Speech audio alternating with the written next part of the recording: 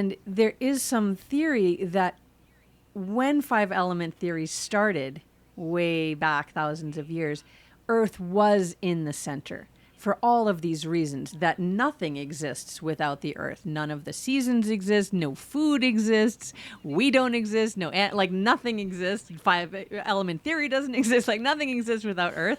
So of course it is in the center of everything, and that everything blooms from that.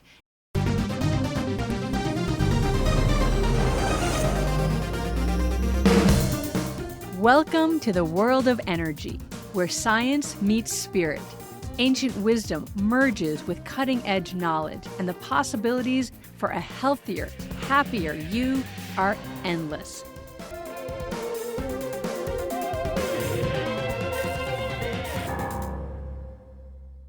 Hi, welcome back to Energy Works. This is Blaine. I'm with Lauren, and it is springtime. And it's springtime at the time that we're recording this, and it will go up, and it will probably still be spring depending on where you live when you are watching this, if you watch it near the time that it is posted, which is the point of this discussion, is transition times. Transition times in the weather, transition times in, we'll just say, a country, transition times in your life, be it empty nesting or death or divorce or changing jobs or graduating from college and starting a career or moving to a new home or a new state or a new country, the times that we're transitioning from one thing to another. And this topic came up because I am studying five element theory with some new to me teachers of Chinese medicine. And I learned five element theory from Donna Eden and from her school and her books. And really, I should say Lauren. I learned it from Lauren Walker. Let me back up and correct what I just said. I learned it from Lauren Walker, who maybe Lauren can say where she first learned it from, but I think Lauren, when she taught it to me, was kind of through the lens of Eden energy medicine. And then I went on to study with Donna on my own and some of Donna's teachers and that sort of thing. But China is 5,000 years old, and Chinese medicine is, as far as written records, is over 2,000 years old. And I have been doing some solo podcast episodes, some of you may have listened to, about food energetics, which comes from, it's also called Chinese dietary therapy. And it is from the way that over 2,000 years ago in China, similar to Ayurveda, the saints and the sages studied nature. And it was very known that we are part of nature. We didn't consider ourselves way back then, we humans, separate from nature, or that there's nature outside our window and then there's us inside our house, and those are two different entities. The people, the humans, were nature. And so the observation of nature led to what we call the five elements, and then also the use of what we consume in our body and the properties of food in ways that we balance our elements. And over all of these thousands of years in China, there's been a lot of teachers, there's been a lot of history. I am not a Chinese history student or professor. I haven't had that kind of teachings, but there have been different leaders in China who wanted the propagation of knowledge of Chinese medicine and five element theory to be delivered in different ways. And then time happens and nothing is ever static. And so via whatever teacher or scholar or book or class, there are definitely different I'll say flavors, not to be too punny. If you listen to my solo episodes about food, I have a lot of food puns in there, I say. And so, different flavors of Chinese medicine. And so I learned it one way via Lauren, via Donna Eden, but now it's coming at me with some different perspectives. And one of them is about the earth element. And I just want to let Lauren talk because I've been talking for like 4 minutes here. And maybe you want to clarify, Lauren, kind of how you came into five element theory. And then we can dive into new to me revelations about Earth. Oh, awesome. Okay. So, yes, I did have my introduction to Chinese medicine and five element theory through Donna Eden and through her school. And from there, I've branched out as I do, as you do, seeking other teachers, other perspectives. And it's a 5,000-year-old tradition, and so you would imagine that there are a lot of interpretations and different interpretations of even similar topics. And what I found so fascinating about it is, one of the things that's so beautiful about five element theory is that you can really be very specific about things and about understanding yourself, all of your health and mental, spiritual, physical challenges, or just thumbprint through that lens. But you also see how very many different perspectives there are, which makes me see the value of the individual information that you glean from it. In other words, you can look at all of the blueprints, but you can't just say this book has the answer, or this text, or this teacher, because it really is so individual. And what I love is that if you can study, the wider your studies go, the more information that you can have, that you can winnow down into then your very specific solutions for the very specific problems that you're working with. So it's a huge body of knowledge, and it really it allows you to get very specific within that. I hope that wasn't too confusing, but it can be confusing, right? Because each of the traditions, many of them start the wheel in a totally different element, which then makes everything that you thought you knew totally different. And so I think you're going to share with us a little bit today about just that. Yes. Yeah. It's like the more you learn, the more you realize you don't know. Yes. Yes. Hold your things, everything lightly, even though it is thousands of years old. And so talking about Earth, so the way that I was first introduced to five element theory, there are 5 elements, and you can think of them, we call it the flow cycle, and you can think of it as a circle. Water flows into wood, wood flows into fire, fire flows into earth, earth flows into metal, metal flows into water. And so it's just kind of this endless circle. And that is how I learned it.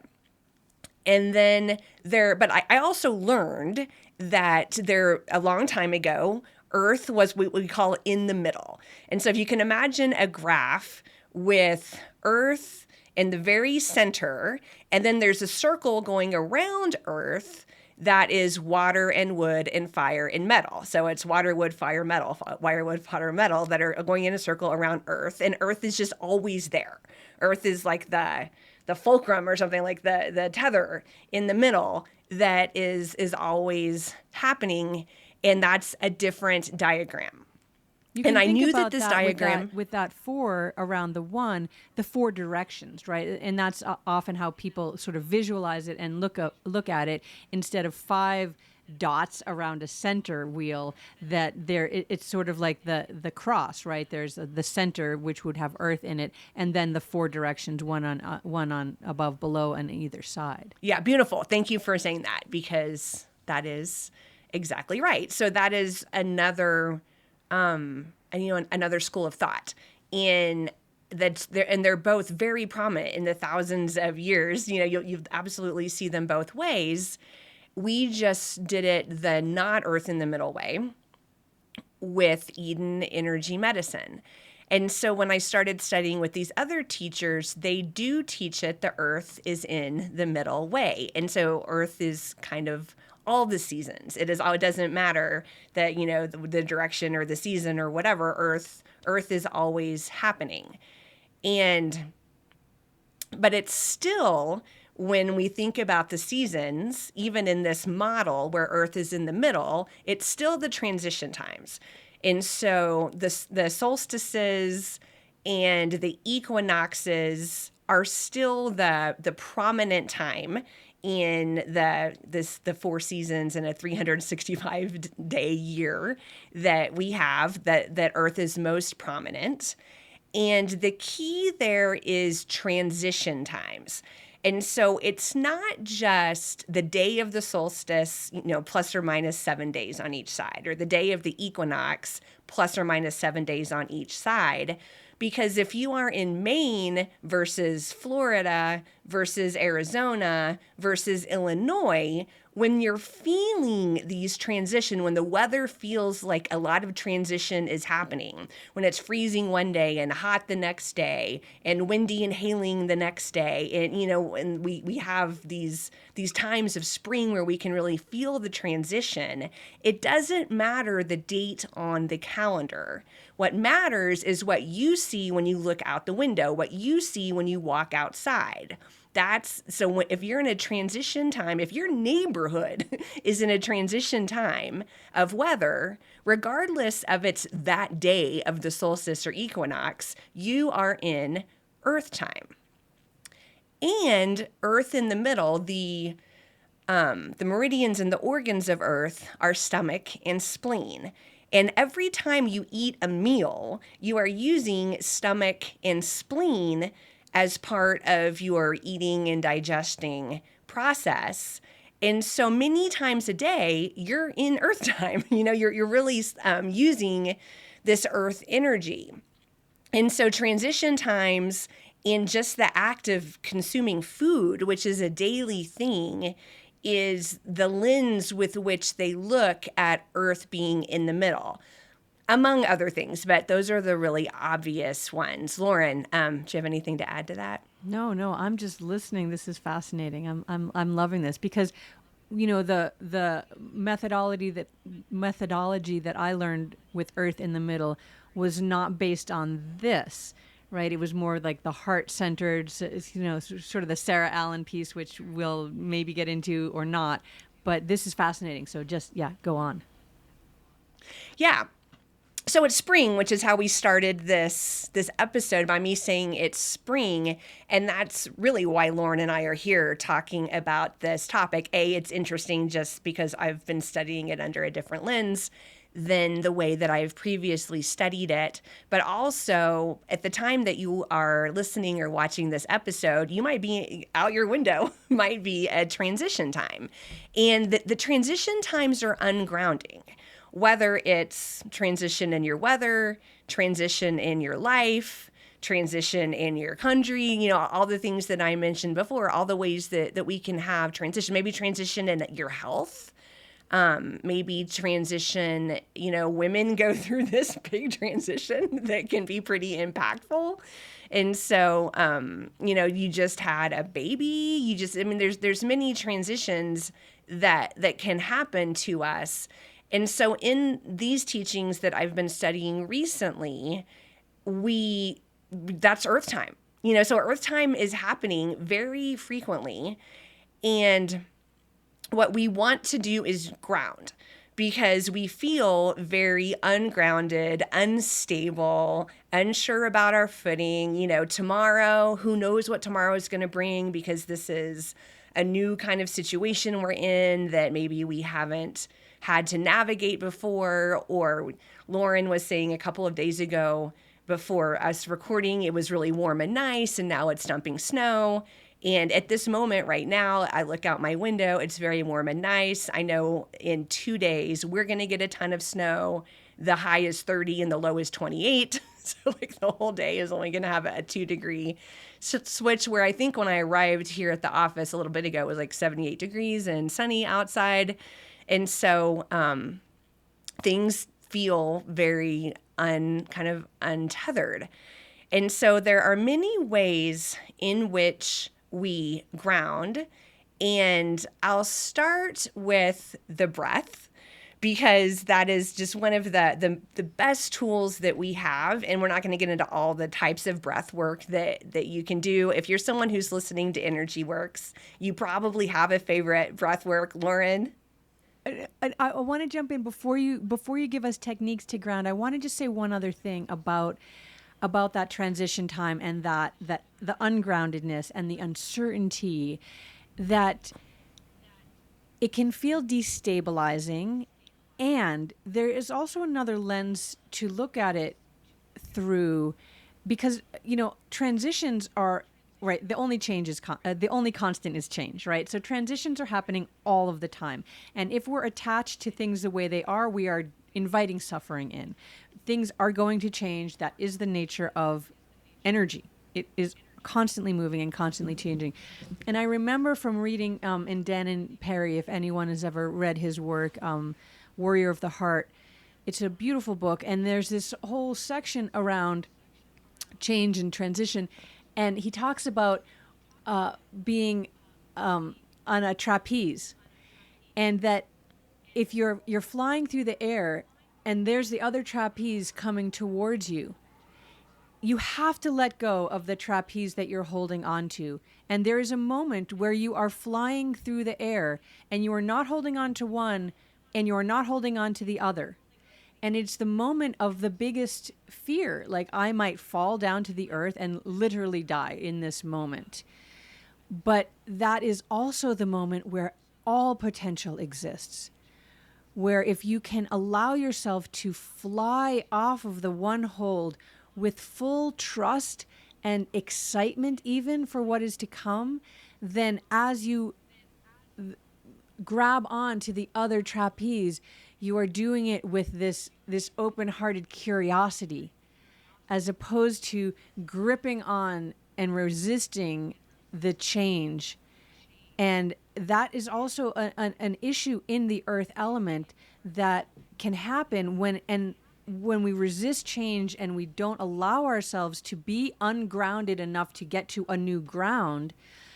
Then all the physical challenges of stagnant earth come up and envelop us. Things like stomach aches. If you are someone that's prone to getting stomach aches, that clenching feeling, that fearfulness, clamping down, it's physically your body resisting the transformations that are coming, whether it's the transformation of the food into your physical body itself, or the transformation of the winter into the spring, into the summer, whatever it is that you're resisting. If you resist, it will cause physical, mental, emotional, spiritual stagnation and increase the challenges in your life, even though you feel like you're holding on to what was, because what was so good, but what was. And that is going to change. And so I want to hear what you have to say, Blaine, about grounding, but I also want to encourage you to allow yourself that ungroundedness so that you can get to your new ground. Yeah, I'm happy you said that, Lauren, because it's the seeds of change, right? Isn't that the whole metaphor? Like, if there wasn't wind, then the seeds wouldn't go anywhere, and then there wouldn't be new growth. And I'm coming from nature, so we don't want not change. Right. Right. Yeah. Yeah, thank you for saying that. It's necessary and also destabilizing, like you said. Yeah, so for breath work, I wasn't going to give a specific breath technique other than I think it's good to close your lips and breathe in and out through your nose, because often when we are feeling destabilized, then we might get more into that little bit of mouth breathing, which further is a little upsetting to the nervous system. It kind of starts the rock, the snowball down the hill of things happening to the body. But I think that either through habit or just some unconscious patterns, people start mouth breathing a little bit when they're feeling ungrounded. And so if you can just close the lips and breathe in and out through the nose, that is just an immediate, really calming way that you can, and just doing that, I mean, you have to be focusing on your breath, right? To be like, okay, I feel myself breathing in and out through the nose. I have reset it. I think people, if they listen to Energy Works, probably have a favorite breath work. Lauren, do you have anything to add about the breath? One of our favorite topics. It is one of our favorite topics, and it really is. the most powerful anchor to just come right back to yourself, which is why so many teachers teach it, and why it's been, in the lineages and traditions for centuries, because it is really the most accessible. So I would say yes. What Blaine said. Closing the mouth, focusing on the breath. Always, you can do James Nestor's perfect breath, which is 5.5 seconds in for 5.5, out for 5.5, is very grounding. And then the breath itself for the earth element, which I love, is the Ujjayi breath, which is the yogic breath, which is also the breath of self-love. So all of those things are really powerful. And if you want to learn that breath, you can go back to our we did a podcast on 5 elements. Each element had its own podcast, and in the earth element podcast there, we actually teach you how to do that breath, the Ujjayi breath. And that's also very grounding and centering and self-loving, which is one of the hallmarks of the earth element, is loving of the self. So yeah. Beautiful. Yeah, the loving of the self. I mean, doing something special for yourself, getting cozy, a nice warm cup of tea, getting your favorite blanket, your favorite book, a bath, anything that you do that kind of fills your own cup. I think is really nice when you're intentional. I mean, it's nice all the time, but if you're like, whoa, I feel destabilized right now, it's a nice thing that you can do for yourself. Going out in nature, even if, getting out in the wind, going out for the walk, getting out in the snow. It's not like that you have to have a perfect weather day to get out in nature, but, get out by a tree, get out by some water, look towards the horizon and take some deep breaths is a really great way to connect with earth element. And Lauren, I'll hand it over to you before I get into a couple of food things. What are your favorite ways to ground? Yeah, I love that you brought up, of course, getting out in nature. And I mean, it is the earth element. And so getting onto the earth itself, especially if you spend a lot of time in man-made structures, in buildings, and, separated from the earth, or if you live in a city and you don't have the opportunity as much, that to get onto the earth. We always talk about grounding. Many people do, about getting your bare feet on the bare earth, right? Connecting the meridians on the bottom of the foot, the kidney meridian, right to the earth itself, drawing up the vibration of the earth, the Schumann resonance, soaking in that, all of those things. And I want to add something to that, because getting your bare feet on the bare earth is, the simplest way to get grounded. But grounding is also to yourself, because you can be grounded or ungrounded. You can have your bare feet on the earth and still feel ungrounded in yourself. And you can be 30,000 feet in the air and feel very grounded. And so that idea of grounding is not just that you need to be connected to the earth with your bare feet. You need to be connected to yourself, to your inner, deepest sense of self. And a lot of times when we, talk about correcting polarity, we'll take a hand, palm down onto the top of the head, and then flip the back of the hand to the top of the head, and back and forth, and doing that a few times, so that we correct our polarity, so that we can be grounded. But that doesn't mean that you have to then go walk out onto the earth. What that means is that you have shifted the magnetism of your own body into alignment with the magnetic fields of the earth, so that you are walking through it and able to stay with yourself and not just dissipate all of your energy, or feel that I'm trying to think of other words. What happens when we feel ungrounded? We feel, buzzy. We feel distracted. We feel confused. We feel like we can't, get clear in our thoughts. All of those things. You can find that grounding no matter where you are. And so that technique, hand flipping back and forth on top of the head, is one way to do that.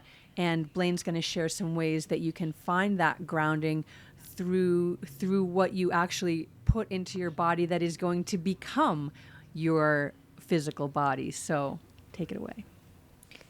Yeah. So I did a podcast recently on the 5 flavors, the flavor for each element, and the flavor for earth is sweet. Yay.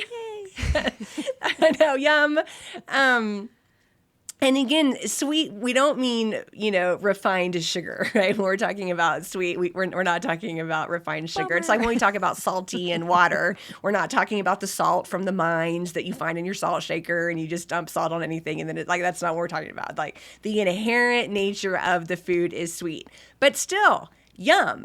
And a lot of it is what you would think for earth, the root vegetables, the carrots and the sweet potatoes and the beets and the nature of these foods raw, but even more so if you roast them, and it really brings out the caramelization and the more sweet flavor. And then again, in the Chinese dietary therapy, that you don't want to be eating a lot of raw. You want at least like a little bit steamed or cooked or something like that, so it is more digestible and you can eke more nutrients out of the food. And so when we are, I feel like it's kind of like the comfort food stuff, like your soups and your stews and your root vegetables that are roasted and, almost like your fall kind of foods that you can eat at any time. I mean, even your squashes and zucchinis and all that sort of thing.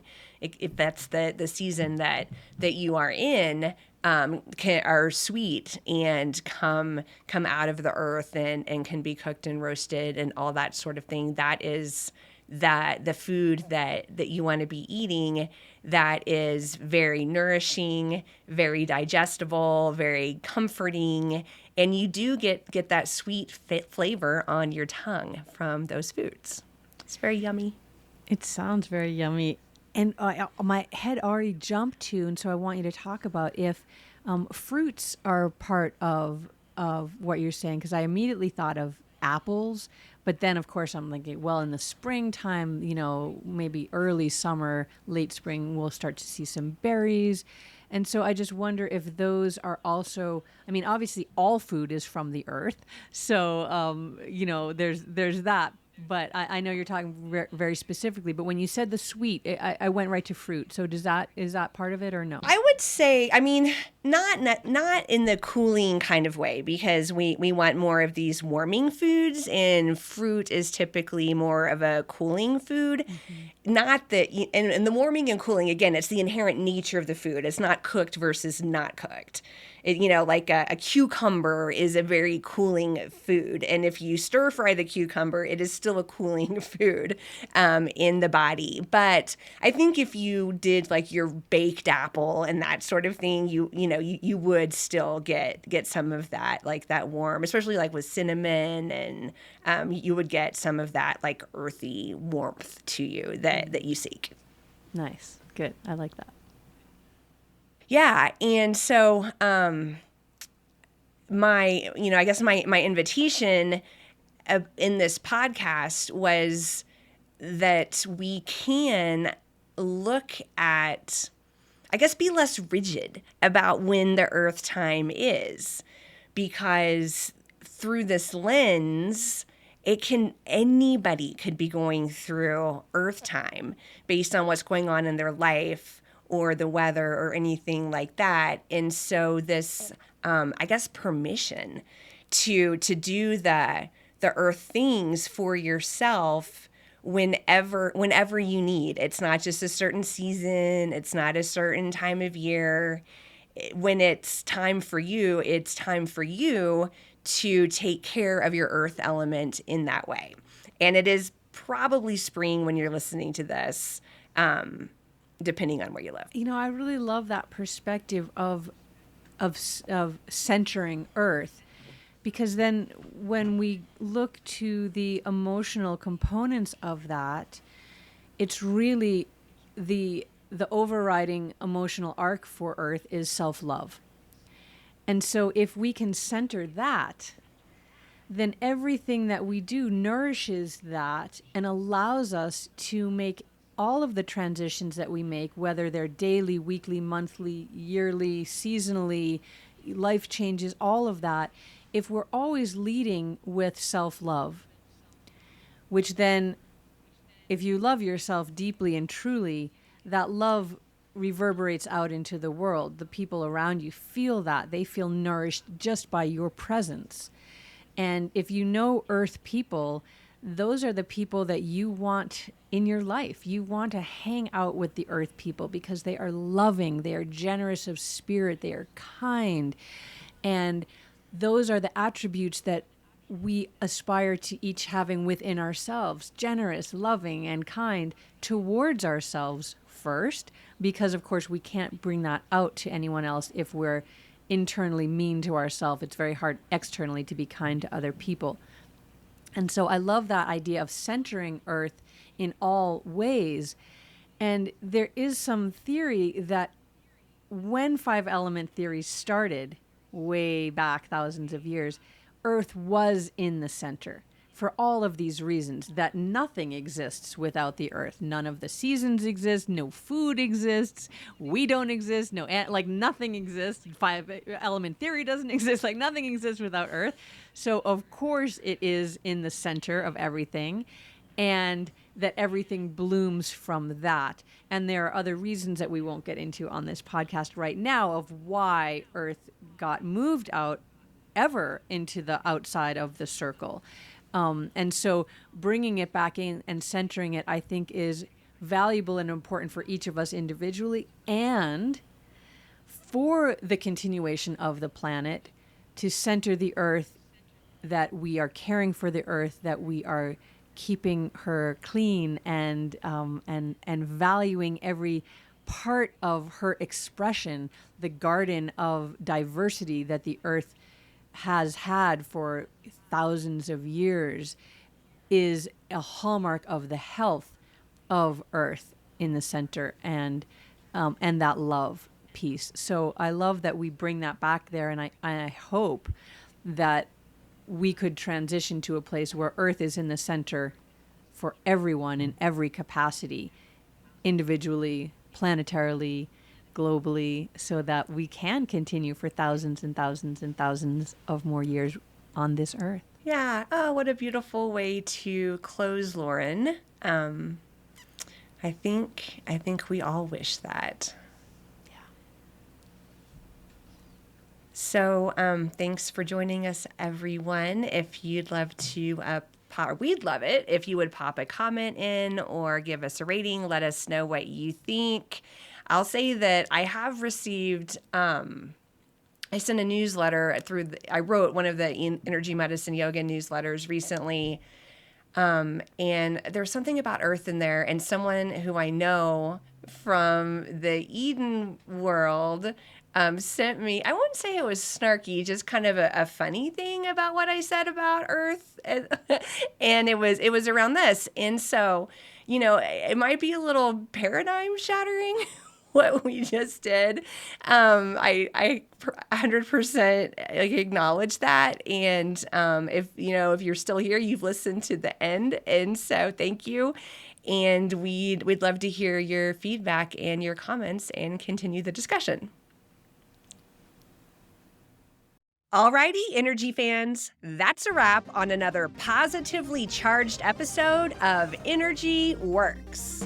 Lauren, this is the part where we get to use our energy puns. It's been electrifying, hasn't it, Blaine? We hope you've enjoyed it as much as we have. If you're feeling amped up and you want to keep your energy flowing, be sure to hit that subscribe button on your favorite podcast platform. And we'd love to hear from you, so please take a moment to leave us a review. Your feedback helps us continue to deliver content that resonates, so light up our inbox. And spark a conversation with your friends to tell them about us. And we'll see you next time on Energy Works.